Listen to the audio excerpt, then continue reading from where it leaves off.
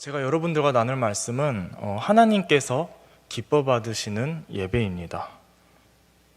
즉, 왜 하나님께서 아벨의 제사는 받으셨고 가인의 제사는 받으시지 않았는지, 또 지난주 수요일에 마르다와 마리아의 말씀처럼 우리가 나에게 주어진 이 예배의 공간을 뺏기지 않아야 한다면 우리는 그렇다면 그 공간에서 어떻게 하나님이 예배를 기뻐 받으시게 우리가 드릴 수 있는지 그것에 대해서 좀 알아보도록 하겠습니다.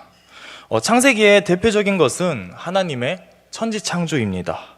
그래서 창세기라는 말에서도 알 수 있듯이 하나님께서 창세전부터 계획하시고 이렇게 기원전이라는 말과 비슷한 표현을 쓰고 있습니다.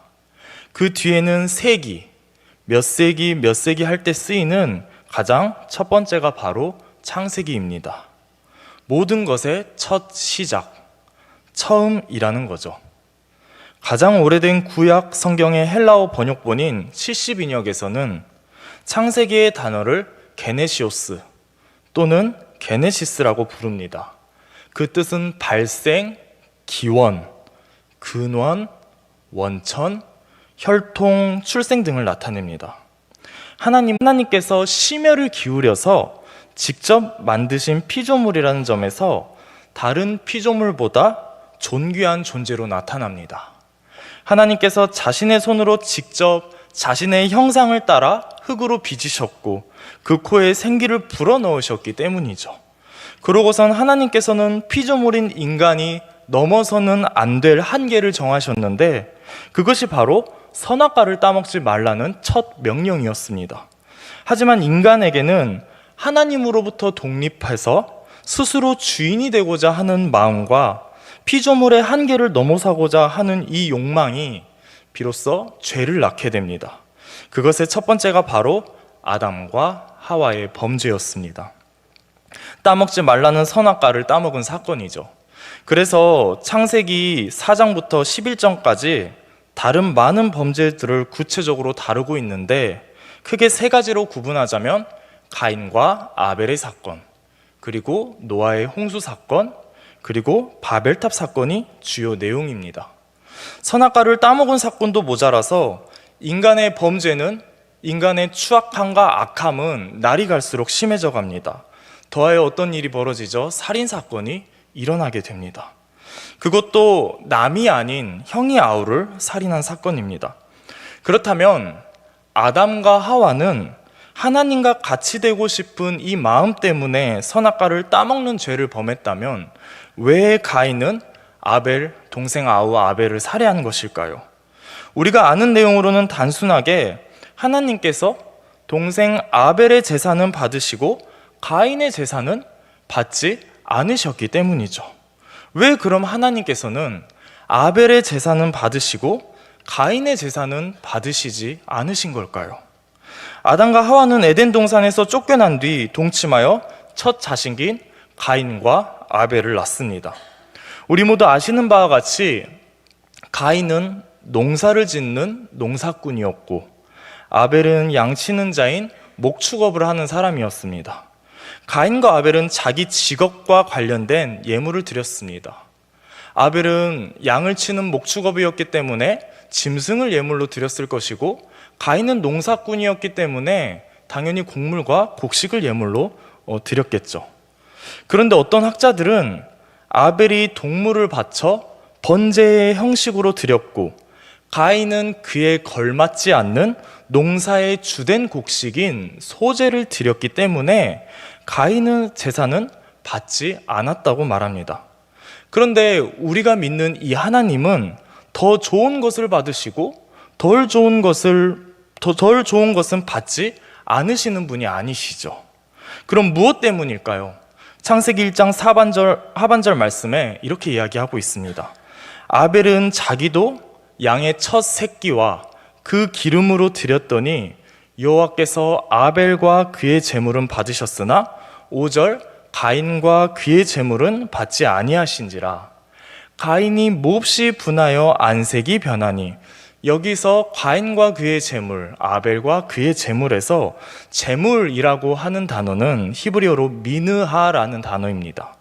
이 미느하의 뜻은 두 가지가 있는데요. 첫 번째는 소제, 레위기 2장에서 나옵니다.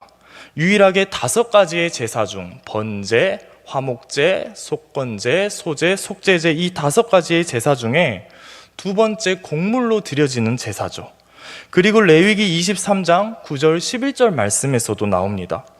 여호와께서 모세에게 말씀하여 이르시되 이스라엘 자손에게 말하여 이르라 너희는 내가 너희에게 주는 땅에 들어가서 너희의 곡물을 거둘 때에 너희의 곡물의 첫 이삭 한 단을 제사장에게로 가져갈 것이요 제사장은 너희를 위하여 그 단을 여호와 앞에 기쁘게 받으심이 되도록 흔들되 안식일이 이튿날에 흔들 것이며. 그러니까 첫 번째 학자들이 말한 아벨이 더 좋은 것을 드렸기 때문에 아벨의 제사만을 받으셨다는 것은 잘못된 가설이 될 수밖에 없습니다. 왜냐하면 곡식도 지금 레위기에서 드려졌기 때문이죠. 또 미느하의 두 번째 의미가 있는데 그 뜻은 예물, 선물이라는 의미를 가지고 있습니다. 그래서 아벨과 가인의 제사를 보면 첫 번째 미느하의 뜻으로 쓰인 것은 아닙니다. 아벨의 제사가 곡물이 아니기 때문이죠. 가인과 아벨이 드렸던 제사는 두 번째 미느하인 예물과 선물이 되는 것입니다. 가인도 선물을 드린 것이고 아벨도 선물을 드렸던 것이죠, 하나님께. 즉 하나님께서 보시는 것은 제물의 성격과 종류가 아니라 제물보다 제물을 드리는 사람의 인격과 삶의 태도를 보신다는 것입니다. 그래서 문맥상으로 보면 4절 5절 다시 띄워주실까요? 문맥상으로 보면 아벨의 제물은 받으셨으나 가인의 제물은 받지 아니하신지라가 문맥상 덜 잘 어울립니다. 아벨의 제물은 받으셨으나 가인의 제물은 받지 않았다. 그런데 성경은 뭐라고 말하고 있습니까? 아벨의 제물이 아니라 아벨과 그의 제물. 그러니까 아벨의 제물만 하나님이 받으신 것이 아니라 아벨이라는 사람도 하나님께서 받으신다는 거죠. 그리고 가인과 그의 제물. 하나님께서는 아벨과 달리 가인이라는 사람의 인격과 평소 삶의 행태와 행실이 용납이 안 되기 때문에 그의 제물을 받지 않은 것입니다. 우리가 드려지는 이 예배도 종교적 행위가 되거나 이 문 밖을 나가는 순간 내 삶은 시기와 질투와 분냉과 육체적 정욕을 위한 삶을 산다면 하나님께서 결코 이 예배를 기뻐 받으시지 않는다는 것입니다. 또 가인이 하나님께 드려지는 예배가 정말 너무나도 동떨어지는 삶임을 우리는 말씀에서 볼 수 있습니다. 5절 하반절 말씀에 가인과 그의 제물은 받지 아니하신지라 가인이 몹시 분하여 안색이 변하니. 가인은 자신의 제물이 지금 하나님께 받아들여지지 않자 몹시 화가 나고 정색했습니다. 그런데 하나님은 이 마음을 아셨습니다. 6절 말씀 여호와께서 가인에게 이르시되 너가 분하여 함은 어찌 됨이며 안색이 변함은 어찌 됨이냐. 7절 말씀 네가 선을 행하면 어찌 낯을 들지 못하겠느냐. 선을 행하지 아니하면 죄가 문에 엎드려 있느니라. 죄가 너를 원하나 너는 죄를 다스릴지니라. 7절 말씀에서 가인의 평소 행실과 삶이 선을 행하는 삶이 아니었다는 것을 지금 말씀에서 증명하고 있습니다. 하나님의 자녀답게 살지 않았다는 것이 증명되고 있습니다. 제가 가인을 원했고 제가 가인을 지배하고 있음을 하나님을 아셨던 것입니다. 그래서 마지막에 너는 죄를 다스릴 수 있어야 한다고 경고했지만 8절 말씀에서 결국 동생 아벨을 죽이죠. 그냥 죽였다고 기록된 게 아니라 성경은 그의 아우 아벨을 쳐 죽이니라고 말하고 있습니다. 원래 가인이라는 사람의 모습이 얼마나 완악한 사람이고 겉과 속이 다른 사람인지 우리는 알 수 있습니다. 예화를 하나 소개하겠습니다. 어느 찬양 모임에서 자매 한 분이 너무 기뻐하며 손뼉을 치고 두 손을 높이 들고 찬양하고 있었습니다.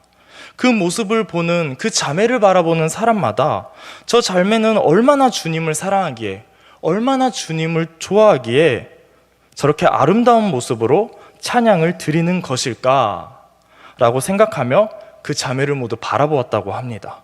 그런데 얼마 후에 늦게 들어온 한 성도가 이곳저곳을 기웃거리더니 마침 딱 그 자매 옆에 한 자리가 비어 있었던 것입니다. 그래서 그 비어 있는 자리를 보고 살짝 웃으면서 공손하게 부탁을 했습니다. 저 죄송한데 조금만 들어가 주실 수 있으실까요? 이렇게 부탁을 했습니다.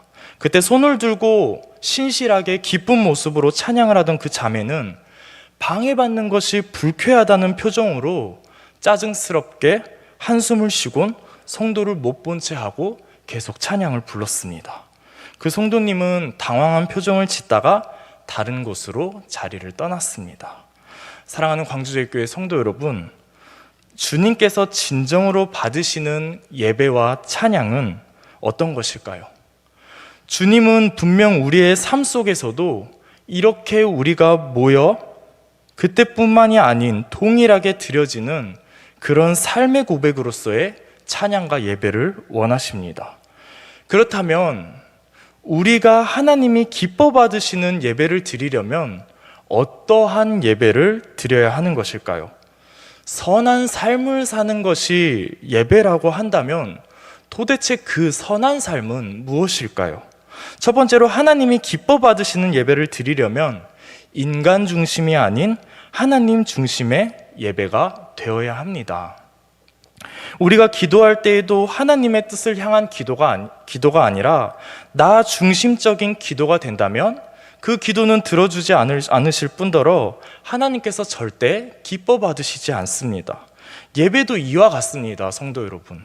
내가 잘 되기 위해서 예배를 드리고 어떤 대가를 원해서 예배를 드리고 복을 얻기 위해서 주일 성수를 한다면 그 예배는 하나님이 기뻐 받으시지 않는다는 것입니다.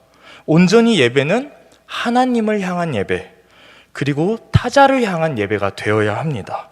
타인이란 이웃을 말하는 것이죠. 그래서 예수님께서 그에 합당한 기도를 드리셨습니다. 마가복음 14장 36절 말씀에 이르시되 아빠 아버지여, 아버지께는 모든 것이 가능하오니 이 잔을 내게서 옮기시옵소서. 그러나 나의 원대로 마시옵고 아버지의 원대로 하옵소서 하시고, 그러니까 예수님은 자신이 죽기 싫었지만, 십자가에 달려 내가 죽기 싫었지만 자신의 뜻이 아닌 하나님의 뜻을 향한 기도를 드렸고, 그 뜻을 향한 기도가 온 인류를 구원하는 것이었습니다. 그러니까 타자를 향한 삶이었다는 거죠. 예수님의 겟세마네 동산에서의 이 기도는 하나님 중심적, 타인 중심적인 이 기도의 요건을 모두 충족시킨 절정체였다는 것입니다. 이사야 43장 21절 말씀, 이 백성은 내가 누구를 위하여? 나를 위하여 지었나니 나를 찬송하게 하려 함이니라. 하나님께서 우리를 지으신 목적은 우리가 진심으로 하나님을 찬송하고 예배를 드리게 하기 위해서 지었다고 말합니다. 이사야 43장 7절 말씀, 내 이름으로 불려지는 모든 자 곧 내가 내 영광을 위하여 창조한 자를 오게 하라. 그를 내가 지었고 그를 내가 만들었느니라. 내 영광을 위해 사람을 창조하셨다고 말합니다. 그래서 우리의 삶은 온전히 나 중심적인 예배가 되어서는 안 되고 하나님 중심적인 예배, 타자를 향한, 타인을 향한 예배가 되어야 하는 것입니다. 두 번째로는 우리의 일상이 삶의 예배가 되어야 합니다. 우리가 찬양 중에 부르신 곳에서라는 찬양이 있습니다. 부르신 곳에서 나는 예배하네. 어떤 상황에도 나는 예배하네. 내가 걸어갈 때 길이 되고 살아갈 때 삶이 되는 그곳에서 예배하네. 우리가 어느 곳에서든지 어떤 상황, 불합리한 상황에 서서든지 예배자로서의 삶을 성도 여러분들은 묵묵하게 지키며 살아갈 수 있어야 합니다. 이 예배당에서만이 아니라 나의 일상에서도, 누가 보지 않는 곳에서도 예배자로 살아야 한다는 것입니다. 아벨은 제사를 드리기 이전에 이 자신의 삶에서도 예배자로서의 삶을 똑같이 살아냈고 가인은 그렇지 않았기 때문에 하나님께 드려지는 이 예배가 거절당했습니다. 이사야 1장 13절 말씀, 헛된 재물을 다시 가져오지 말라. 분향은 내가 가증히 여기는 바요. 월삭과 안식일과 대회로 모이는 것도 그러하니 성회와 아울러 악을 행하는 것을 내가 견디지 못하겠노라. 16절 말씀, 너희는 스스로 씻으며 스스로 깨끗하여 내 목전에서 너희 악한 행실을 버리며 행악을 그치고. 하나님은 너무나 악한 것을 싫어하셨기 때문에 내 목전에서는, 내 예배당에서는 너희가 깨끗함과 거룩함으로 나와서 예배를 드리라고 말씀하고 있습니다. 하지만 가인이 그러한 삶을 살지 못했다라는 것이죠. 아무리 많은 재물과 질 좋은 재물을 하나님께 갖다 드려도 하나님이 기뻐 받으시지 않는다는 것입니다. 내가 지니고 있는, 내가 여전히 예배의 자리 가운데 나오고 있지만 나의 삶 속에서 여전히 나의 욕심과 지니고 있는 이 악한 행실과 악의를 너희가 버릴 때 내가 너희 예배를 기뻐 받을 수 있겠다라고 말하고 있습니다. 마지막 세 번째는, 그렇다면 일상에서의 삶의 예배는 무엇일까요? 바로 하나님을 사랑하고 이웃을 사랑하는 삶입니다. 호세아 6장 6절 말씀, 나는 인애를 원하고 제사를 원하지 아니하며 번제보다 하나님을 아는 것을 원하노라. 하나님을 사랑하고 이웃을 사랑하는 삶이 우리가 삶 속에서 드려지는 일상의 예배라는 거죠. 그게 바로 일상 속의 예배라는 것입니다. 그런데 우리는 이 코로나 시국을 겪으면서 예배의 자리에 모이기에 많이 힘썼습니다. 코로나가 끝나고 우리가 예배를 회복하기 위해 모이기에 힘써야 하는 것은 당연하지만 코로나 중에 모이는 것은 잘못된 것임을 알 수 있습니다. 그 이유는 예배가 이웃을 위한 삶이 아니라 이웃을 해치는 행위였기 때문이죠. 코로나 시국에 온라인에서 널리 공유되는 글 하나가 있었습니다. 예배드리면 죽인다고 칼이 들어올 때 목숨을 걸고 예배드리는 것이 신앙입니다. 그러나 예배의 모임이 칼이 되어서 이웃의 목숨을 위태롭게 한다면 모이지 않는 것이 신앙입니다. 이것을 지키지 않아 코로나 시국에 교회가 사회와 많은 언론 매체에 지탄을 받은 것 아니겠습니까? 예배는 하나님을 사랑하고 이웃을 사랑하는 예배가 되어야 합니다. 사회에 지탄받고 손가락질 받는 예배는 하나님께서 기뻐하시지 않습니다. 고신 측 대연중앙교회 목회 칼럼에 좋은 글이 있어서 성도님들과 한번 나눠보고자 합니다. 성도들은 예배 드리는 것에는 관심이 많지만 정작 하나님께서 기뻐 받으시는 예배에 대해서는 그다지 관심을 두지 않습니다. 내가 예배를 드렸다는 것에 만족할 뿐 내가 드린 예배를 하나님이 받으셨는가에 대해서는 별로 관심이 없다는 것입니다. 물론 하나님이 받으신 예배인지 아닌지는 우리가 감히 판단하고 구분하기는 쉽지 않습니다. 내가 감동을 받았거나 내가 원하는 스타일의 예배를 드렸다고 해서 그 예배를 하나님이 받으신 예배라고 말할 수 없습니다. 예배의 초점을 나에게 맞출 것이 아니라 예배를 받으시는 하나님께 맞춰야 합니다. 우리는 2년 전 코로나19 사태가 장기화되면서 어쩔 수 없이 가나안 성도가 되기도 했습니다. 그런데 문제는 가정에서라도, 그 코로나 시기에 가정에서라도 하나님이 기뻐 받으시는 예배를 드렸는가입니다. 내가 악착같이 모이게 힘썼던 예배가 하나님이 받지 않으시는 예배일 수 있습니다. 우리의 예배는 내가 드렸어에 만족할 것이 아니라 하나님께서 나의 예배를 기뻐 받으셨는가 초점에 맞춰야 합니다. 가인과 아벨도 모두 재물을 가지고 예배를 드렸지만 하나님은 아벨의 제사만을 받으셨습니다. 이사야 선지자는 거칠애로 예배드리는 이스라엘 백성을 향해 성전의 마당만 밟는 자들이라고 지적했습니다. 자신을 드리지 않고 재물만 가져왔다고 하나님이 예배를 받으시는 것이 아닙니다. 우리는 예수님의 공로에 힘입어 지성소로 나아가는 예배를 드려야 합니다. 무엇보다 하나님이 기뻐 받으시는 예배는 희생이 있는 예배가 되어야 합니다. 로마서 12장 1절 말씀, 그러므로 형제들아 내가 하나님의 모든 자비하심으로 너희를 권하노니 너희 몸을 하나님이 기뻐하시는 거룩한 산 제물로 드리라. 이는 너희가 드릴 영적 예배니라. 드리라는 의미는 제사장이 제물을 잡아 하나님께 드리는 개념입니다. 이런 점에서 우리가 드려야 하는 이 예배는 자신을 죽이는 희생이 있어야 합니다. 나를 내어놓고 나를 드러냈고 나의 이 속에 있는 거짓됨과 꾸밈 없이 나 자신을 예배의 자리 가운데 드릴 수 있어야 한다는 것입니다. 죽어야 사는 원리가 예배를 통해 나타나야 합니다. 나의 완고한 고집과 나의 자아, 불순종의 삶이 예배로 죽어야 합니다. 그래서 나는 죽고 예배로 사는 삶이 예배를 통해 일어나야 합니다. 십자가의 죽음과 부활을 통해 사는 내가 예배를 통해서 동시에 나타나야 합니다. 희생 없는 예배는 바른 예배가 아닙니다. 예수님의 십자가 희생을 통해 성소의 휘장이 찢어졌습니다. 예수님의 십자가 희생 위에 우리의 예배가 존재하는 것입니다. 하나님이 기뻐 받으시는 예배는 전인격적인 삶의 예배입니다. 이것이 바로 영적 예배입니다. 너희 몸을 하나님께 드리라 해서 이 몸은 영혼과 육신을 모두 포함한 개념입니다. 전인격적인 삶을 하나님께 드리는 것입니다. 몸만 나와 있는 예배가 아니라 전인격적인 삶을 드리고 주님을 만나는 것이 예배라는 것입니다. 그때 예배자는 전인격적인 변화가 나에게 일어나게 됩니다. 예배에 1시간 투자했으니 나에게 복 주실 것을 기대하며 출석하는 것은 예배의 본질이 아닙니다. 예배를 통해 전인격적으로 주님을 만나서 내 삶이 새로운 변화가 일어나기를 소망합니다. 예배는 인간의 관점에서가 아닌 하나님의 관점에서 해석되어야 합니다.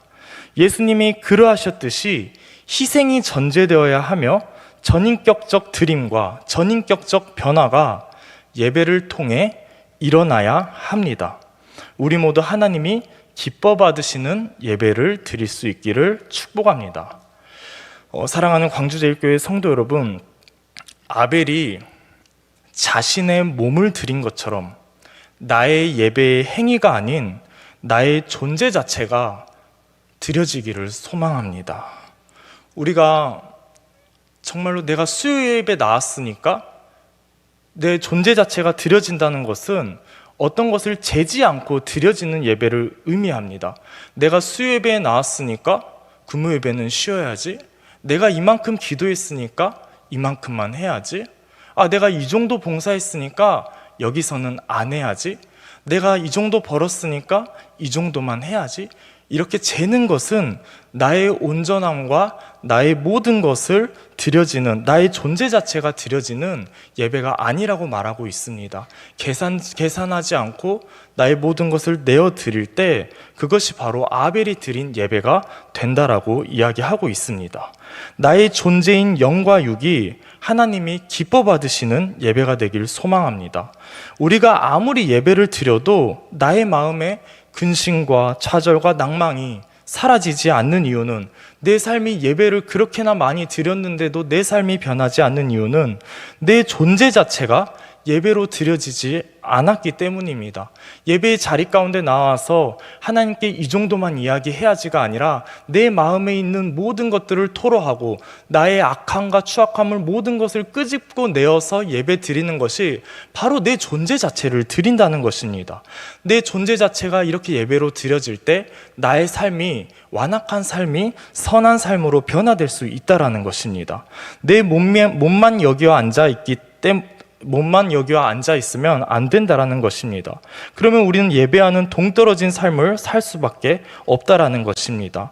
하지만 우리의 영과 육이 거룩한 산 제물로 하나님 앞에 드려질 때 나의 삶의 근심과 걱정과 환난이 아닌 주님께서 주신 참 평안을 누리게 하실 줄 믿습니다. 나의 삶이 기쁨과 소망이 넘치는 삶이 될 줄 믿습니다. 우리 모두 그러한 삶을 살아갈 수 있는 광주제일교회 성도 여러분들 되시기를 주의 이름으로 축복합니다.